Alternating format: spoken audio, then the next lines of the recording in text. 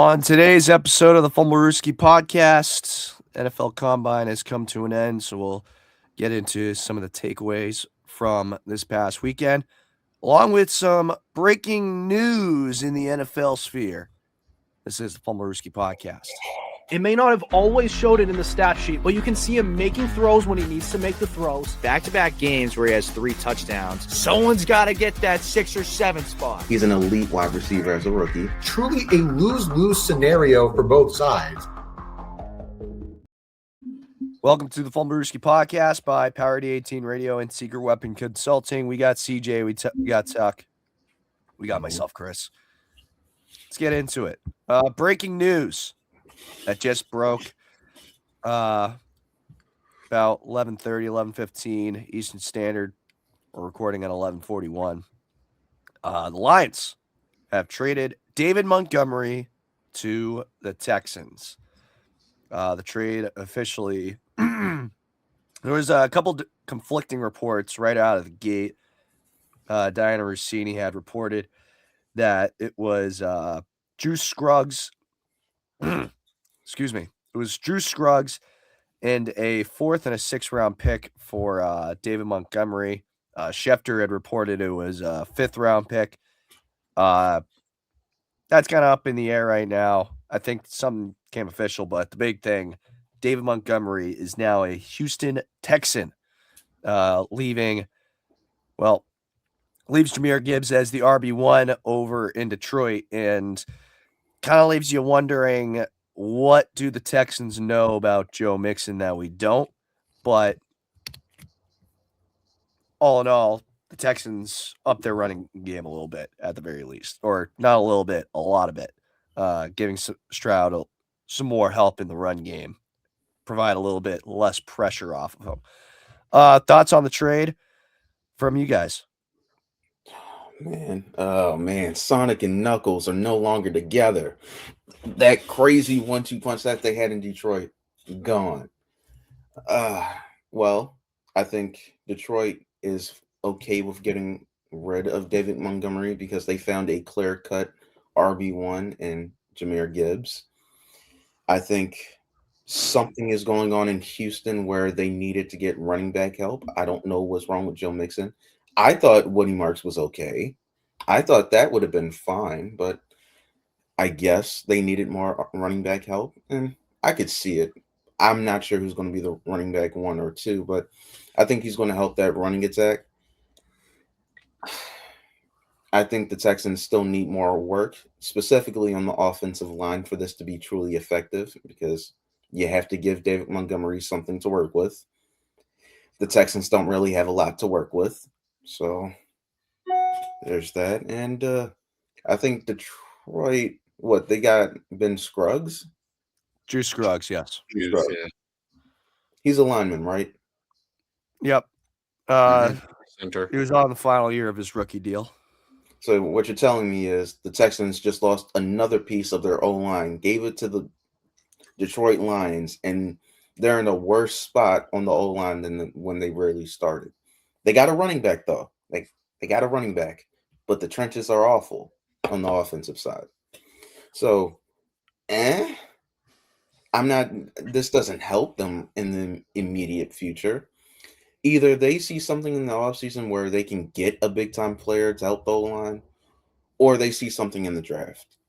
Outside of that, I don't know what Houston is doing. If I was them, I'd spend every single pick on an offensive lineman if I could. Well, there's that. And the problem is the offensive line is getting even worse than you realize, because also today the Texans are trading their right tackle, Titus Howard, to Cleveland for a 5th round pick.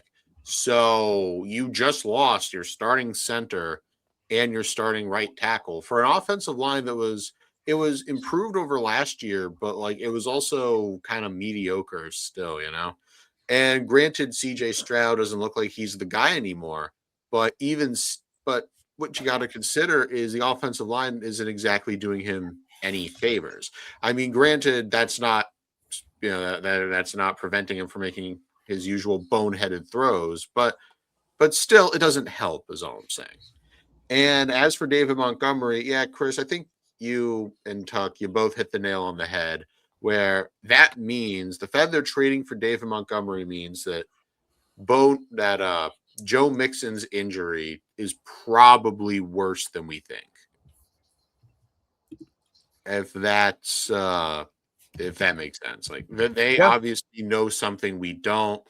Who knows? I mean, because Joe Mixon at one point was thought to come back, and it's like, all right, he might come back this week, and it keeps going week to week to week to the point where they just said, nope, they're just going to shut him down. Yeah.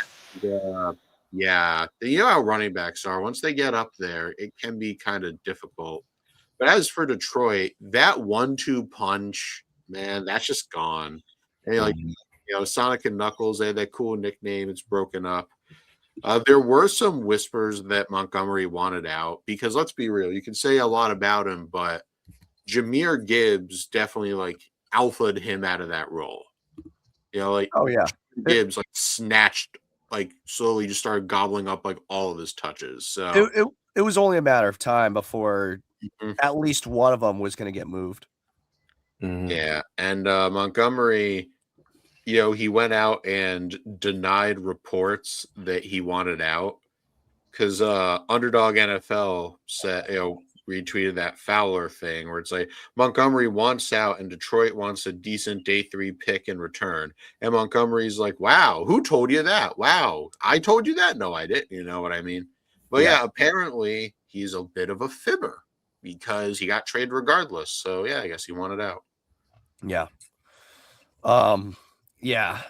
I think this whole situation with Joe Mixon though is very interesting. Like, he had a foot injury that happened, and that was the big thing that was kind of holding him back. And then I was listening to Part of My Take, and they had Adam Schefter on, and they were saying that like there could be like a necrosis thing going on as well. There was some sort of setback that they had in the middle, or maybe not necrosis, but I forgot what the medical term he used, but there was some weird setback that he had going on in the middle of the season. And the problem is that, the Texans weren't upfront about the whole thing of like, hey, Joe Mixon's going to miss the rest of the season. Or he had this set, like, there's just nothing about it. So the whole situation's weird. And you couple it in with the fact that Mixon's now over 30 years old too. You had to make a move at some point. But damn, Sonic and Knuckles. Yeah. The 1-2 tandem no longer there no more. Did Jahmyr Gibbs post something about this? Not that I'm aware of. Let me check. I don't think he did, but yeah. Arguably the best 1-2 punch in the league's been broken up, so that sucks. But then again, I think Jahmyr Gibbs, especially with his receiving ability, is more than capable. And if you have David Montgomery in any dynasty fantasy leagues, you can rejoice. The handcuff is broken. I wouldn't go that far. Woody Marks is still there. Be careful. Yeah, okay, yeah. But Woody Marks, I just don't think is that much of a handcuff, Montgomery should easily be numero uno. Yeah. Doesn't seem anyone's or Jahmyr Gibbs has posted anything. I also am not really sure what his account on Twitter is, but but when you search Jahmyr Gibbs on Twitter, a lot of memes of like Jahmyr Gibbs owners in Dynasty right now, and everyone's like geeking out. Yeah. Their sleeper just posted Jahmyr Gibbs next year in a workhorse role, and it's just LT highlights. Yeah, literally. Yeah. There's a very real chance we could see an LT year out of Jahmyr Gibbs. There's a very real chance. Until the Lions go running back round 2 and send all that right to hell. Yeah, for real. Anything else we want to touch on from this? Does this put the Texans in any better spot to win the division? Literally, no. I think does this do anything for Detroit? Not really. No. I was about it to was say, a trade. We'll say that it was a trade. It was a trade that happened. I was about to say, who was their center last year? for Detroit. I know 'Cause it I- wasn't I- anyone good, and they were caught with their pants down because Frank Ragnow retired, and they had to scramble to find a replacement. Then Yeah. he tried to unretire, and then he didn't pass the physical. Graham Glasgow. Yeah, and I also heard that I remember that Detroit had problems with their O line, like their guard spots. Mhm. So maybe they're trying to fix that right now. Maybe. But Yeah. outside of that, this doesn't do nothing for me. This is a mid trade. Yeah, if they did end up getting Juice Scruggs, then that's a silver lining. Yeah. All right. In other news, this morning the Chiefs released Jawan Taylor. They're Yes, they Hey, did. basically, aka the man known as the most flagged tackle for false starts that you could have ever imagined, and probably could have gotten more flags for false starts that weren't called. So this for the Chiefs, this frees up. There was like 27 mil of dead cap or something like that. I need to check it again, but they freed up some cap space doing it, which was the biggest thing. I should have had the fucking cap tracker ready to go, but Isn't it like they lose 20 million or they gain 20 million if they release them? yeah, they gained 20 million. There was like 27. Now I gotta look for Rappaport tweet. Now I gotta do more research. It says that 20 million. I'm looking at JPA, who quoted Ian Rappaport. All right, there you go. So yeah, that's probably a good thing that they did that. You know, he was literally Mr. False Start, and Yeah. he only got probably about half the flags he should have gotten. I don't know what it is. Like, he always jumps before the ball is snapped. Like, I don't know if it's a mental thing or if it's a coaching thing, or I don't know. The thing for the Chiefs is, though, who are you going to replace him with? Because the Chiefs do have a tackle problem. Like, the interior of the line is fine. You know, you've got Creed Humphrey, you've got Trey Smith, you've got that left guard, what's his name, Kingsley Mattia.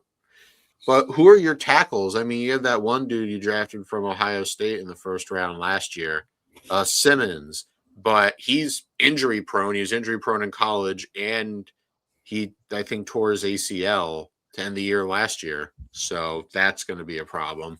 And right tackle, you don't really have anyone. So I don't know. And there's a school of thought about error prone, like penalty prone tackle is okay if it, like somebody who gets really grabby and draws a lot of holds, or somebody who false starts is fine, if they can keep your quarterback upright. But now you don't even have someone who can keep your quarterback upright. Like, the Kansas City offensive line, especially at tackle, is becoming really iffy. Also, Suamataya at left guard is a little uninspiring as well. So I think this should, if my math is correct, which is probably not, it's not what I went to college for, if it should put the Chiefs in the green, maybe, hopefully. No. But not by a lot. According to Spot Track, it has him still 8 mil in the red. Oh, yeah. Okay. Yeah. Then there must have been more dead money than I thought. Well, let's not forget, like, the Chiefs were also like almost dead last in terms of cap space coming into this offseason. Not almost. They were. Yeah. So yeah, I guess so. If it cleared up over 20 million, because I remember they were like negative 14, I think. If that got to 8, then there must have been a lot of dead money incurred. So every little bit helps. But if they're still in the red, then I don't know. Yeah, I mean, at this point, who's going to be the next guy to go? If I had to guess, it might be you might clown me for this, but I would not rule out a blockbuster Chris Jones trade. Yeah. Because I'm sorry, he just wasn't the same guy. And there were a lot of times, especially, during that Jacksonville game, most notably, that was just a symptom of a larger problem where he would just take plays off. Like Yeah. the effort is just not there. And you saw him already thumping his chest about the offseason. Like, oh, when we get Mahomes back, we're going to go right back to the Super Bowl. Like, no, you won't. Have you seen the amount of free agents, like impact players that you have, and you are still in the red and you cannot afford to re-sign any of them? Like, dude, you guys might be cooked here. Like, as long as you have Mahomes, you have a chance, but And going still. into, especially going into this season and after they restructured Mahomes' contract, Chris Jones is currently the highest paid player on the Chiefs. Mm-hmm. And it's he's an 32 to look at. years old, and he's under contract and not a free agent until 2029. Yikes. I'm not Also, saying- there are some really important players on their team that have to resign, like Brian Cook, Isaiah Pacheco, Leo Chenal, Travis Kelce. they're not So, signing Pacheco. yeah, they probably shouldn't, but still, Brian Cook is a really important piece of that secondary.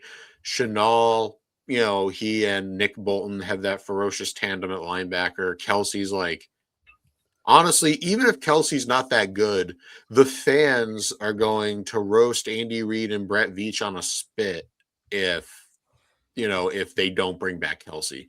Do you think he would sign somewhere else? I don't know. I doubt Possible, I Kelce don't know. would sign anywhere else. Yeah. I mean, think if they gave him a vet minimum deal, they're still in the red. It's not like they could afford it. Yeah. Chris Jones needs to do something about that contract. I think He's that's not what's going to. Like, no, it seems that nobody else, be it Trey Smith, Creed Humphrey, Chris Jones, like they just don't seem to want to change their contract. Hell, I mean, that got Tooney traded because Tooney, for like the past 2 years, didn't want to restructure his deal. Yeah. Fair enough. It's asking linemen to restructure their deal is definitely a little bit more interesting than asking like your quarterback to restructure their deal. Yeah, a lot of linemen, like, we mentioned Trent Williams last episode, and it's like a running thing too. Like, you do not ask a lineman to restructure. For some reason, they really don't like that. Well, I mean, it makes sense. They're in the trenches. They are the big reason why your quarterback is still alive half the time. I mean, granted, but like, come on, like, don't you want to win? And it's not like they're gonna take less money. They're just, I mean, maybe this year, but they'd just be making more the next. Like, that's how a restructuring works. The money just doesn't go away. Yeah, but I wish players would take less right now because of Tyler Lindenbaum. He's not taking less. Yeah. You also don't really know. You also don't know what the future holds. If it's guaranteed, then they're going to get it because it's guaranteed. Yeah, like Chris Jones getting $60 million guaranteed, right? Like, yeah, you probably shouldn't. Yeah, $60 million guaranteed at signing, total guaranteed 95. Jesus. Yeah, that's just Chris Jones. CJ kind of briefly mentioned this before we got started recording, but Kyler Murray's going to be set to get released by the Cardinals. Is this are they waiting until June 1st to do it like the Dolphins, or are they just gonna send it? I think they might just send it, honestly. This is on JPA Football. They quoted Ian Rappaport here. It says the Cardinals are set to release quarterback Kyler Murray, barring a last-minute trade. He will have plenty of suitors as a free agent. So I'm thinking that they're just going to send it. Yeah, makes sense. There was another report saying that him on the Jets could be a very real possibility. That was Matthew Berry on NBC. Said he keeps hearing about Murray ending up with the Jets. And the Vikings, I imagine, try to make a run at him too. Yeah. I feel like the Vikings' choices maybe a little bit more dwindled than some may realize. Yeah, it's getting so bad. Speaking of the Vikings, real quick, Derek Carr said he wants to maybe come out of retirement and play for a good team. There are rumors that he might just show up for the Vikings. You never know. And the Vikings are also releasing Javon Hargrave and Aaron Jones to try to free up cap space, which they need. So who really Is that knows? official? Yes. Yeah. That's Adam Schefter. When was that? A couple Yesterday. hours ago. Oh, a couple hours ago. When I saw it. I don't know how I missed that. It's cool. But back to Kyler. Yeah. He obviously, when we knew he was getting that deal, we all thought it was a bad idea. And this is just a theory that I've been working over in my head. I think drafting a mid-tier solid quarterback is worse for your franchise than drafting a bust. Like, honest to God, I think it would be better for your team to draft a JJ McCarthy type than a Kyler Murray type. Explain. Yeah, okay, I will. That's what I was going to do. Thank you for that. I'm just saying, think about it this way. A quarterback who can put up like 36 to 3,900 yards and 25 touchdowns, like 12 picks in a year, that's not going to win you anything. However, that's also too good for you to let them walk. For a bust, you know what you have, you know they're terrible, and when they're on their rookie deal, you can decline their fifth-year option. You can either let them walk or cut them and take really not that much of a salary hit.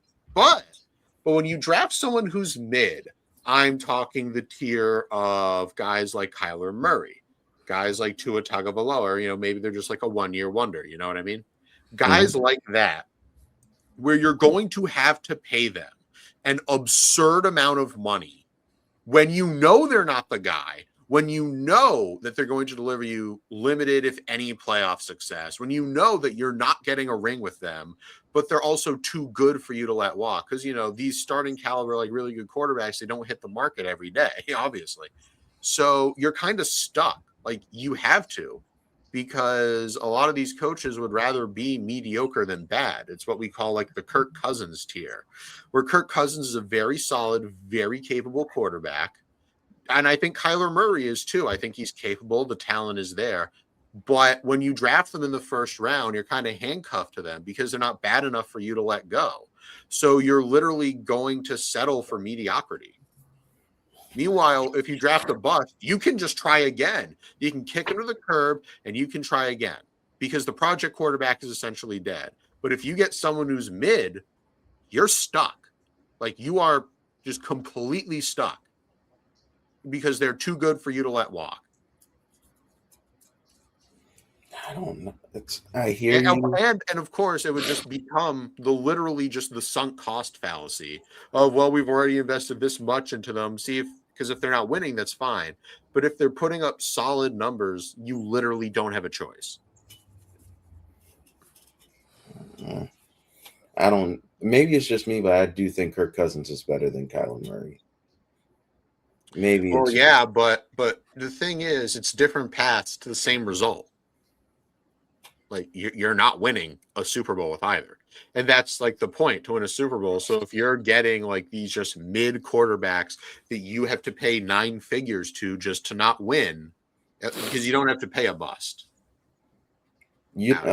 Just pay. That's why it's just a theory. Maybe. I see your point, but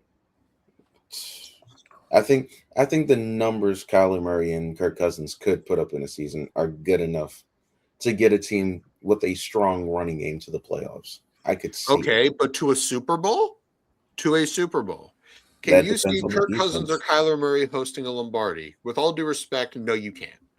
We said that about Sam Darnold. And if you can, then I would like whatever you're on. We said that about Sam Darnold last year. Actually, I was the only one that said otherwise.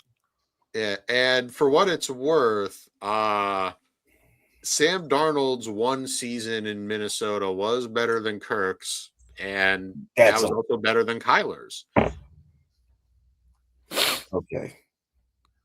I see what you're saying because the record, but the stats Kirk Cousins put up while he was at Minnesota, and I don't care if you want to do season to season, they're comparable to what Sam was doing.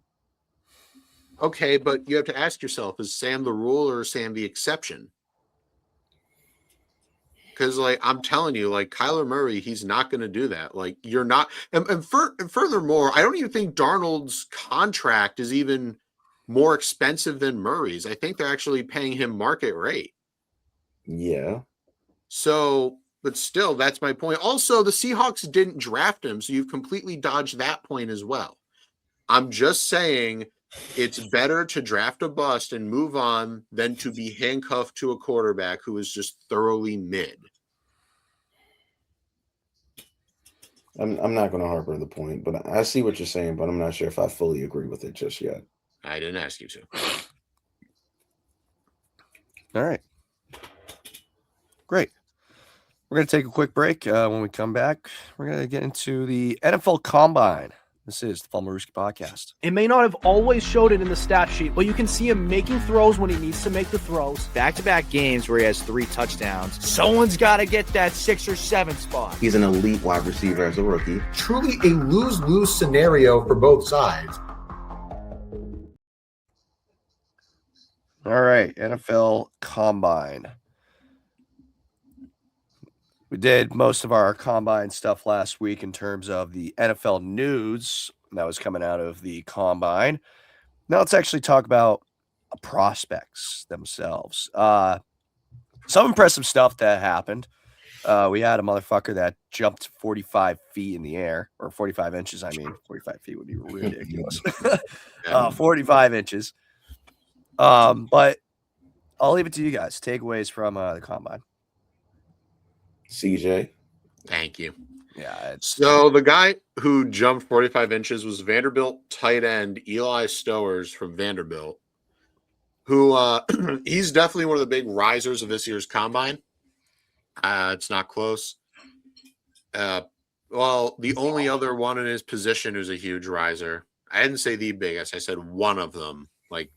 But the only other tight end that did better, ironically, was the only other tight end in front of him in Kenyon Sadiq from Oregon, who's out there moving like a wide receiver. So, hey, you can't even. Hey, what a time to be alive, huh? You got them tight ends moving like receivers, but they can't block. So, oh well. But all jokes aside, Stowers, I think, has wrestled away tight end 2 from Ohio State's Max Clare, who just really couldn't separate himself. So that's huge, right? Another riser is, remember Trey Lance? His brother, NDSU wide receiver Bryce Lance. This man ran a 4.34 40-yard dash, and he killed it in the broad jump, killed it in the short shuttle. He's a 95th percentile athlete as well. And apparently from this guy who was supposed to be like a 6th or 7th round pick, don't do it, Chris, we're possibly looking at like a mid to early 3rd. This man saved his stock, and maybe he could fix the Lance name. I don't know. But one of the biggest risers of all was running back Mike Washington Jr. from Arkansas. He ran a 4.33 40, and he's a 99th percentile athlete. And he's not a little dude either. He's 6'1", 233. He's been a sleeper, but there are some who say maybe he could wiggle himself into the first round.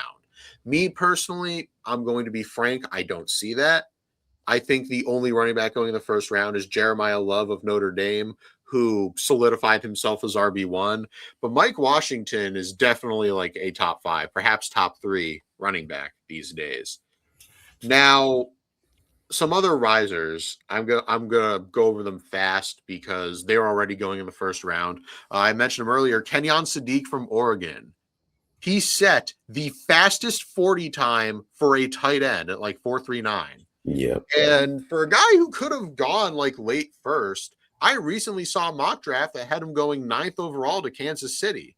But then again, mock drafts, especially this year, you kind of have to take with a grain of salt, because I saw 4 of them today where they were all different. Like outside of Fernando Mendoza, no one can agree on who's going where, let alone who's going in the first round. Because some people have guys that, that I personally have as day 2 picks going in the first round. So who knows? And another one, of course, Ohio State linebacker Sonny Styles, who actually might have punched his ticket to being a top 10 pick. Because I thought he was going to go first round, even though he was, or mid first round, even though he was one of my favorite players coming out. I was holding out a tiny grain of sand worth of hope that he was going to fall to New England. He is not, sadly. And yeah, he's going to go top 10 now, I think. And also another one who solidified themselves going top 10, Notre Dame running back Jeremiah Love. There are rumors that the Titans are looking at him, and they could leverage his pass catching ability to help Cam Ward. So that's great. But real quick, because I know I'm the draft guy and I go on. I'm sorry about that, guys. But real quick, we got to go over some fallers. For me, the biggest faller was, he had the most to gain, but also the most to lose, and he lost it. Notre Dame wide receiver Malachi Fields. I saw 2 mock drafts that had him going late in the first round. Because I'll be real, he's a physical specimen, big-bodied jump ball wide receiver, right? Yeah. He's drooling over that archetype now. But he ran a 4.61 40. Yeah, his ass is not going in the first round now. What was the 40? 4.61. And get this. This is on Pro Football Focus. They said his numbers for the combine, right, compare closely to Bills receiver Keon Coleman. Oh, yeah, that's right. He's not going second round. Yeah, so I could see him. There's a shot he falls out of the second round as well. Another faller, speaking Notre Dame players, is Notre Dame running back Jadarian Price, who formed a lethal 1-2 punch with Jeremiah Love. Price, his numbers were fine. His numbers themselves are good, but he just got outclassed by guys like Seth McGowan from Kentucky, the aforementioned Mike Washington Jr. So there's that. And as far as quarterbacks go, let's be real. Mendoza's far and away number 1, right? Ty Simpson is number 2. Yes. The gap between number 1 and 2 is huge, but the gap between 2 and 3 is even larger. 3 is anyone's game. A lot of people had Garrett Nussmeier going in, but there were 3 quarterbacks who could have leapfrogged him. North Dakota State's Cole Payton, Arkansas's Talon Green, and Penn State's Drew Aller. Now, Aller and Green, I think, are great project quarterbacks. Do not take them in the first round. Do not take them in the second round. But when you have Drew Aller, who's just this tall, like Peyton Manning style build with a rocket arm, and Talon Green, who reminds me a lot in the good ways of Anthony Richardson. So, and Cole Payton, who went from undrafted to possibly being a mid-round pick, I definitely think as there's a bit of a QB craze sweeping the league, because this is just not going to be a very QB heavy draft. They're going to need to try to find gems wherever they can. And I can say these guys, we might have a gem alert here, but for the love of God, do not take them in the first or second round. They are projects, and that is not where projects should go. Mm-hmm. I was going to ask you about Vanderbilt quarterback and how and where you. No. I don't care. The Vanderbilt quarterback, for those who don't know, Diego Pavia. Yeah, I don't care how he tested at the combine. Size matters for a quarterback. Pause. For a quarterback, you don't have to say pause. Also, Yeah. I love how whenever I say pause, you yokels jump on me. But when Chris says pause, haha, it's so funny. Yeah, there's a double standard here. But Well, yeah, because when you say pause, it's whenever someone's like, "Hey, I love you, man." Like that's not you pause stupid worthy. chud. That's such a. I can't even say what I was All going right, to say. bro. That would get me thrown off the show. But the thing with Pavia is that height matters for a quarterback. That's just true. And despite the fact Vanderbilt measured him at 6 feet, that was a lie. He's not even 5'11". Apparently, he's not even 5'10". He's like 5'9 and 7/8 or 5'9 and 6/8 or something to that effect. Like, he would be, I think, the shortest quarterback like ever drafted or something, or at least in this millennium. No, that means Kyler's taller than him. Yes, Kyler is taller than him. because this dude, like, unless the Cardinals and Oklahoma were lying, which is very possible, but no. We all know this, that the measurers, they tend not to lie, or sometimes they do. Sometimes they've been caught, maybe fibbing a bit, but Diego Pavia not being 5'10". Yeah, I don't care about his performance at Vanderbilt. You cannot see over an NFL offensive line. And if Kyler Murray and Bryce Young struggle with it, then Pavia will as well. Like, that is just that is the only way really to slice it here. Yeah. You want to should I take this away, Chris? Yeah, sure, go for it. Dude. Yeah. The one thing I took away from him from all this testing is one of the things was I think Ohio State has the potential to do something in NFL draft history that's never been done before. Have 4 players go in the top 10. Because the way Sonny Styles tested, the way Arvell Reese tested, the way Caleb Downs has been a dog all year, they have 4 potential players to go in the first round. The closest that has happened was Alabama in 2021. That was the Ruggs, Waddle, Smith, and then Mac Jones went at 15. They have the potential to have all 4 of their first round picks to go within the top 10. That's just how good they tested at the combine. Arvell Reese was Arvell Reese. Sonny Styles stepped up. I don't see anything damaging happening at the combine. Like, I still think Caleb Downs is still going top 10 no matter what. Mm-hmm. And I'm forgetting someone. Carnell Tate, wide receiver. Yeah, Carnell Tate. I don't see him leaving the top 10 either. The problem with Tate was that he ran a 4.52, and a lot of people are iffy about that. But the hand timer that a lot of teams used, I saw this on a JPA, where there were a lot of reports saying that they think the league timed Carnell Tate wrong. Apparently, many GMs and executives, when they put their heads together, recorded Tate at a 4.45 to a 4.47. 4.52 is obviously a bit different, so I don't know. Somebody's wrong. This is per Adam Schefter. So, but yeah, I still think Tate is he could go top 10, to your point. Yeah, and I think he's the clear number 1 right now after what happened to Mekhi Lemon. But I think he was the better receiver on the field, and off the field, we saw the combine interviews. So we saw the reports there. So I do think that all 4 of them have the potential to go top 10 within the first round, which would be historic, by the way. I did not expect Arkansas running back to run a 4.33. I knew he was fast, not that damn fast, but I'm not sure if that'll show up on the game tape, but I think his draft stock improved significantly. We already talked about the Vanderbilt quarterback Pavia. I knew he was shorter than what he was listed. Wasn't going to say anything, but now that it's out there.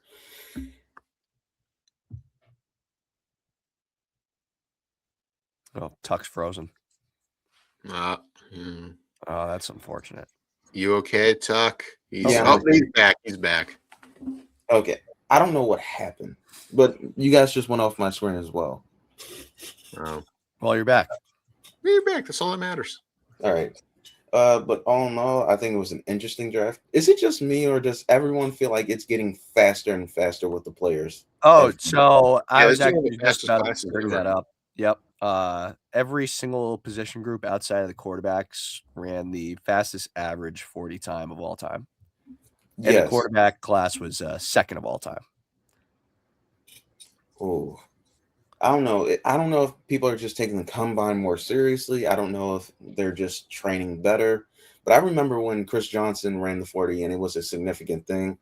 And then John Ross ran his 40 time in 2017 and he broke it. Now it feels like almost every other year there's a potential someone might break the 40 time. And it's like, that's just where we are in just sports in general. Everyone's just a better athlete than there were like 40 years ago. Yeah. I mean, no, you're right. You're right. I mean, this has been like 45 feet. The fastest draft ever. Yeah. Hey, maybe.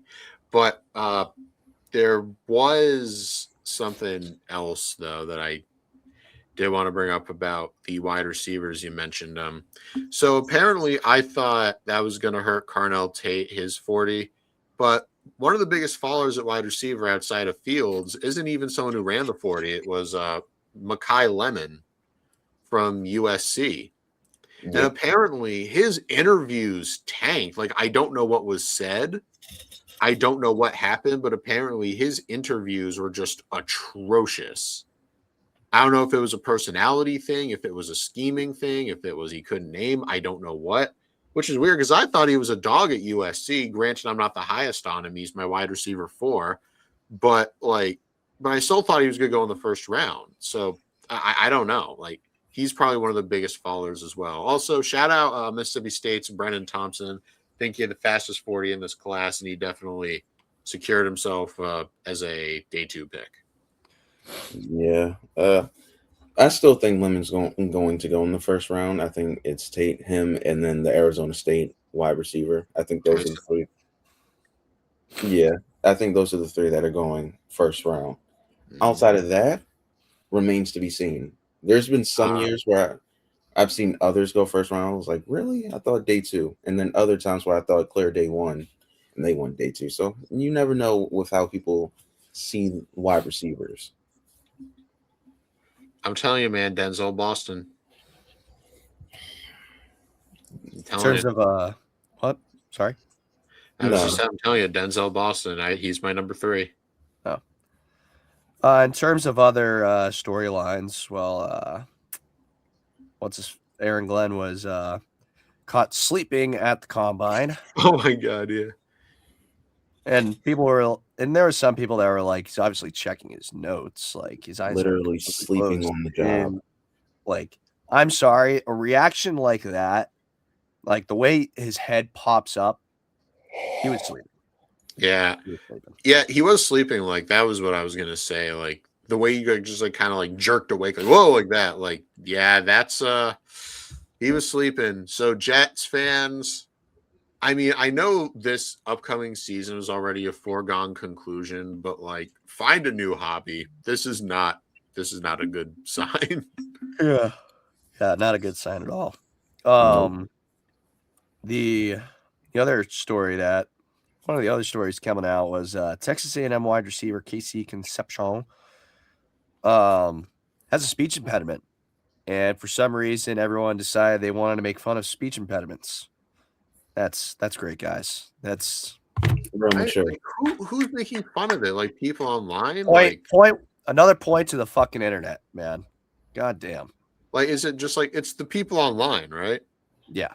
Not like coaches, right? I would hope coaches don't do that. No, I don't think so. I don't think coaches would be that disrespectful. No. Yeah, I highly doubt it. But like, I don't get it. Like, to everyone that's like, Casey Concepcion is a speech impediment. That's so funny. It's like, yeah.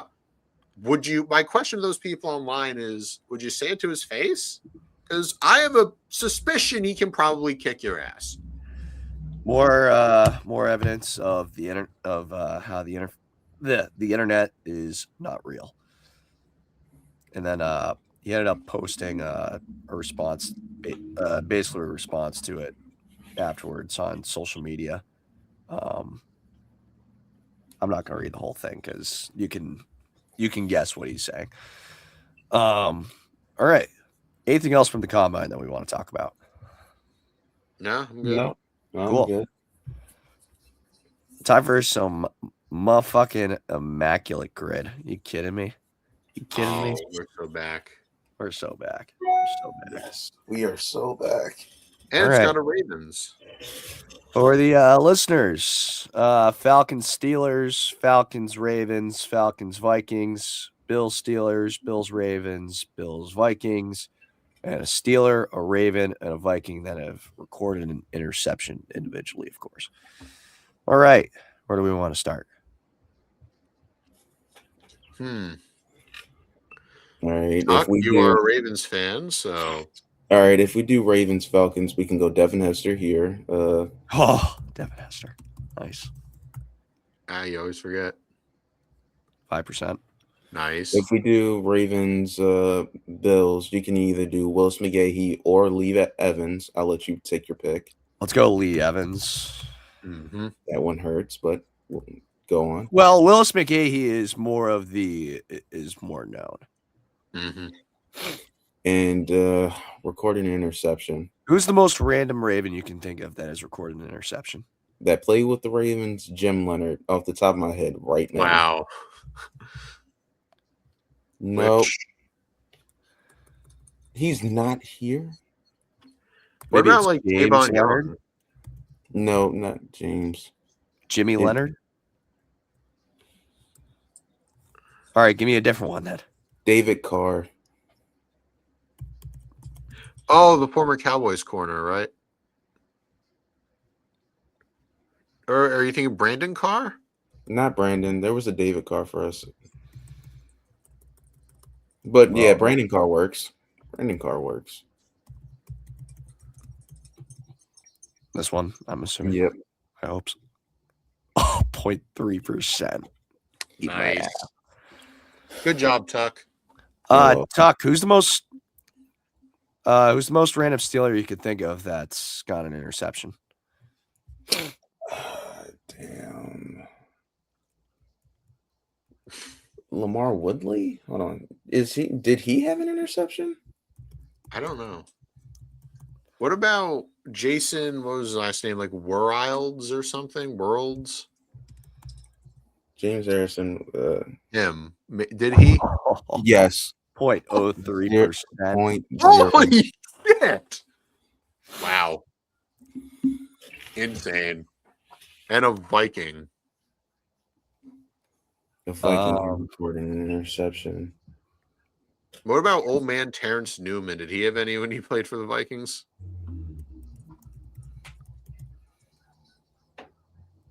Maybe I spelled his name wrong. Just try Newman. There we go. 1%. We're getting after it, boys. I'm Yeah. getting after it. Bills, All right. Vikings. No, not. Percy Harvin? Wait, did he play Yes. for the Bills? Yes. But Percy is that Harvin, obvious, or I'm just worried? Eh, Well, let's We'll see. try. Not 4%. obvious enough. 4%. Apparently not 4%. Hey, I'll take it. Steelers, Falcons. Well, Falcons, Vikings is probably the most obvious is Kirk. No, we can't do that. No. No, we can't do that. Wait, did Kadarrell Hodge ever play for Minnesota? No. Another one off the Not top of my so head much. is Cordero Patterson. Oh, that's another good one. I'm typing in Cordero Patterson at the moment until we think of Oh, different oh things. yeah, he did play for the Falcons and the Vikings. Or we could Who? go I mean, we could even pick him for the Steelers here. That actually works. But Oh, for could- Steelers Bills, you could go Emmanuel Sanders. I just realized. Yeah. But how obvious is that? not obvious enough. If it was Broncos Steelers, 13, son of a. I'll go Cordero Patterson for the Steelers Falcons. How about that? Yeah. If I can figure out how to spell his name. Shit. It's too obvious. All right. One guess One- left for Falcons Vikings. Falcons, Vikings. Did No. Michael Pruitt play for Atlanta? I don't know. I feel like Kadarrell Hodge played for both, but I don't know. No. Oh my god. Okay, gentlemen. Outside of Kirk Cousins, who are we thinking? I'm trying here. Yeah. I was thinking Randy, but he didn't play for the Falcons. Oh, No. 100% did not. No. John, no. Any corners that crisscross? No. I think, you know what? I am feeling pretty confident though. Because I remember this is just some more Madden knowledge. Do you guys remember the tight end Michael Pruitt? Yeah. He had a very weird spelled name. It was Mycole. It was spelled Michael. I remember because I always found that weird. I'm pretty sure he was both of them. It would be an insane poll, but once again, it's that It Madden is. knowledge. I mean, Let's just send it. It's our last pick. CJ's had quite the Madden polls from last episode, so let's go for it. And he does it again. 0.1% Mhm. in the fucking ass. 44 rarity. Nice. We Nice. did really good today. Good job, Tuck. Thanks for helping us with the AFC North, man. No Most problem. popular most popular Falcon Steeler is Michael Vick. Obviously. Most popular Falcon Raven was Dion. Yeah. Bill Raven was Tyrod Taylor. Recorded interception, Ed Reed. Not a big surprise. Mitchell Trubisky, the most obvious Bill Steeler. Troy Polamalu interception. Most obvious Falcon Viking, of course, Kirk Cousins. Yeah. Bill Viking was Stephon Diggs and Harrison Smith for recording Viking that got a interception. pick. Yeah. And then, as you can imagine, the biggest accuracy was the recorded interception part. Everything was at 90%. How about that? How about that? We did good. Yeah. Once again, years of playing Madden has really helped. Wow, Michael Pruitt. Man, I feel like I'm slipping. Don't worry. We'll get there. I'll get better at this. But how about that Jason World's poll for the Steelers though? Wow. Yeah, pretty good. That was pretty good. All right. That's all the scheduled content that we have for you today. Anything else that you guys can think of off the top of your head before we end the show? No, we touched on everything. Free agency is coming soon, thankfully, or at Yeah. least the legal tampering period. Yeah, let's double check the date on that. It's like coming up next week, right? Free agency starts Wednesday, March 11th. So no, it doesn't. Franchise tag deadline is tomorrow or on Tuesday at 4, though. Which Okay. Which, by the way, George Pickens got hit with the tag, correct? Yeah. We even met. Well, we kind of figured he was going to get tagged, anyways, because there's a mutual wanting of guys that mutual wanting between both sides of staying in Dallas. I guess the question really is how much are you going to pay the guy now outside? Because never mind tagging him, you're going to tag and sign him, tag and extend. Whatever. Oh, by the way, Chris, the Commanders are expected to release Marshawn Lattimore. Ooh. Yeah, it would free up 18.5 mil. Yeah. I mean, the only reason why he even got him on the team was because they were making a Super Bowl run at the time. And, well, the Commanders are kind of having a deep look in the mirror right now of like, all right, what is this team? Well, yeah, they're one of the oldest teams, so. Yeah, exactly. So that makes a lot of sense. So that would where are they in terms of cap space? Oh yeah, that's right. They have amongst the most money in terms of cap space. They're already at 67 mil according to Spot Track. I saw that. That's it. Are you kidding me? But yeah, I get back to Pickens real quick. I think that's going to be interesting to see how they end up playing that out because, I was hearing that so like JSN could be in for a big extension. Same thing with Puka Nacua. Yeah. So, along with CeeDee Lamb having the big contract, like it's going to be interesting to see where the Cowboys put their money in terms of where you value Pickens in terms of where he is in the league. You know, Has Alec Pierce gotten the tag yet, by the way? Not to my knowledge. I didn't think so. So that's probably going to happen tomorrow. I feel like we're going to see some more people get tagged. Because the Colts have a decision to make with their tag. Alec Pierce, their right tackle, Braden Smith, who's probably as good as gone if he hits the open market. There are some rumors about Daniel Jones, but once again, you know where I stand on him. Like, not even just as a player, just coming off that Achilles tear. Yeah. Mm. All right. Mm. Now, anything else? No. No. All right, cool. That's all the scheduled content that we have for you today. Thank you for tuning into another Tuesday episode of the Fumblerooski podcast. New episode coming out on Friday. Excuse me. Golly. New episode coming out on Friday at 8 a.m. Be sure to subscribe to our YouTube channel.